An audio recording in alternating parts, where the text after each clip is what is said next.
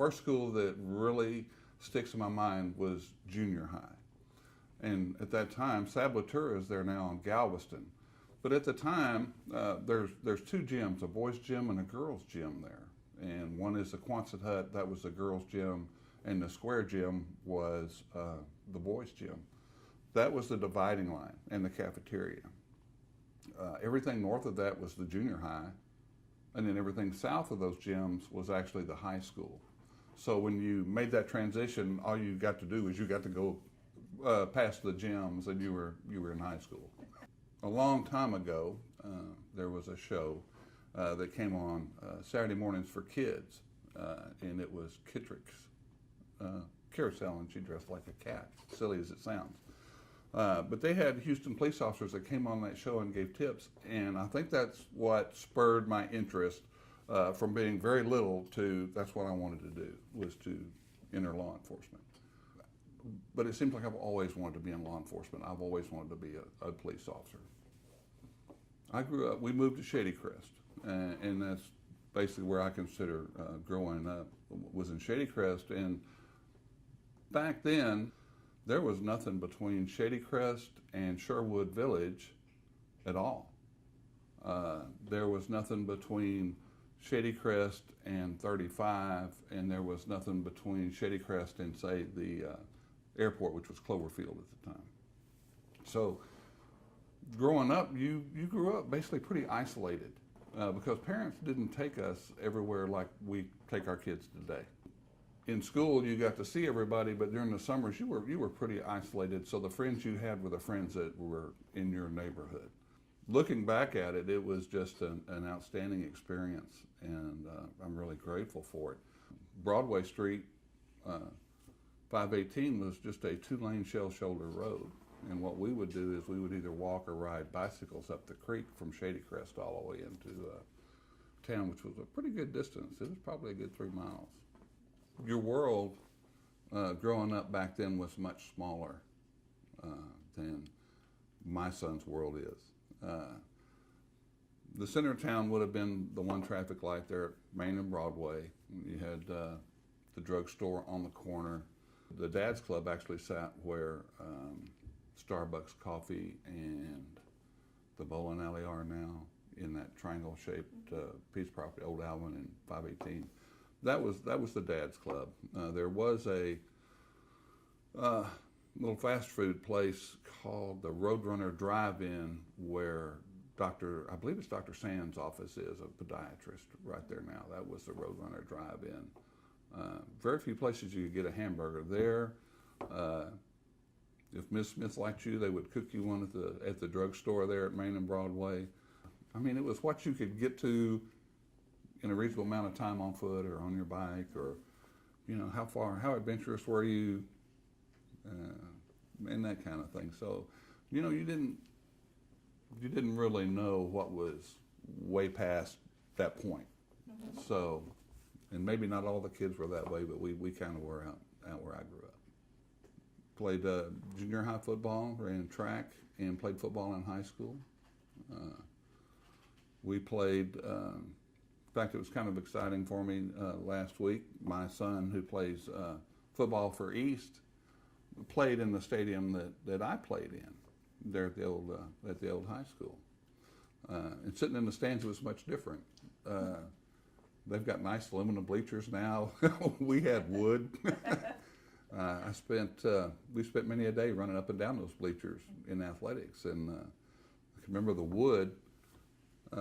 Number one, you were already tired, but the wood would bow and give, and the tighter you got, and your legs were starting to get rubbery, and the wood was bending, and you knew sooner or later you were going to fall, and it was most likely going to hurt. Yes. That's a big change. Things. You know, it's really interesting to see that things are different, but in the same place. Things have been modernized. You've got the bowling alley where which was, I think it was Gibson's at one time. Kroger's moved across the street. It was there at Sherwood, and it's across the street now and gotten much larger. It used to be a very small store. You drive north on 288 from Broadway, you'll see an old, very clean, white, old-style church. Mm-hmm.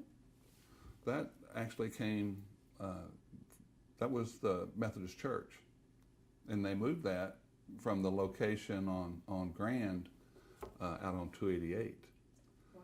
So that was Pearland's Methodist Church, and when they built their new facility, and I can't remember when that was, but they moved that church out there.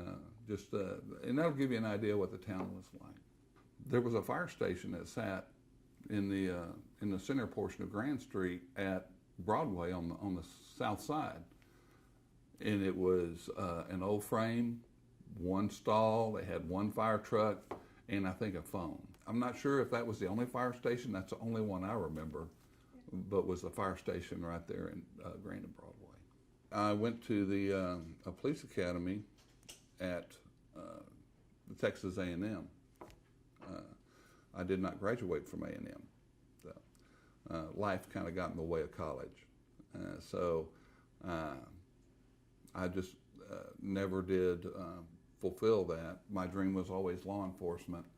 And looking back at it, right or wrong, that's where I focused, and that's what I wanted to do. And so I never did really attend college full time. I was always working toward law enforcement. Now today, college is viewed much differently. It's an essential, and education is number one. And back then in 75, 76, there was alternate routes, and you didn't have to go to college, and I elected to take that route. Dad worked for a company called Chicago Bridge and Iron. So he said, go to work, and basically got me a job. Yeah. So I went to school, and I became a 100% X-ray welder. Attention deficit, just got bored. It wasn't me, it wasn't what I wanted to do. So I did that for a couple of years, and put myself through a night academy. Went to work for a company called Boyd's Products, and didn't know at the time, but the owner lived in Pearland and lived in the Longwood subdivision. So I went to work for them for a while until I could go to work for the department, and it took me a good almost 3 years to talk them into hiring me here. Hopefully some of the old guys will come forward and correct me, but I think I was number 14, I think. Okay. Back then, very different world. The FTO program, which is about 12 weeks now, was about 12 minutes then. Basically, here's this car, the laws, go enforce them. You could very well be the only one out there. It was not unusual at all to be the only officer out at night. So it made you, really forced you to be very, very self-sufficient and very resourceful. I will say that I think the camaraderie between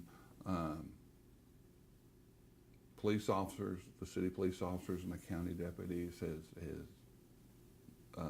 is still alive and well. I mean, we had to be close back then because we were, you might be all you had. Mm-hmm. So very different than what our officers experience today. There's nothing like being the only guy out there. It's a very interesting situation to be in. And back in those days, granted, Pearland was much smaller, but we were basically the dead end of Telephone Road. And there were bars starting at the Gulf Freeway, and they came all the way down to about where the old airport was. Mm-hmm. Pearland Airport itself, which isn't there anymore, there's some streets where Houston Helicopters is. Night shift became what you made it.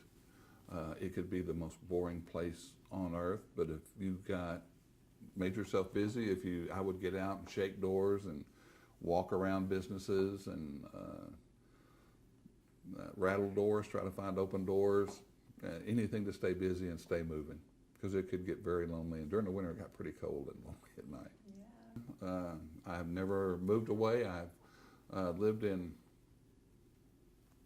apartments and I think 3 different houses, but it's always been right here. And I currently live less than a mile from where I grew up, the house I grew up in. Well, it's not there anymore. It got hit by lightning and burned down, but less than a mile from there, from where I grew up. So I never got very far away. Except for a few, the core, most everybody I know is still here. But some have moved away, but for the most part, a lot of the people I graduated with and were friends with are still here. You know, some people, one guy that was, I was very good friends with that grew up in Shady Grass, Kevin Jordan, his ambition had always been he wanted to be a pilot. And he said he was one of the guys that couldn't wait to get out of Pearland, and he did it. Last time I heard, he was flying their jets in California or something. So he realized his dream, but you know, I've got mine. I'm very happy.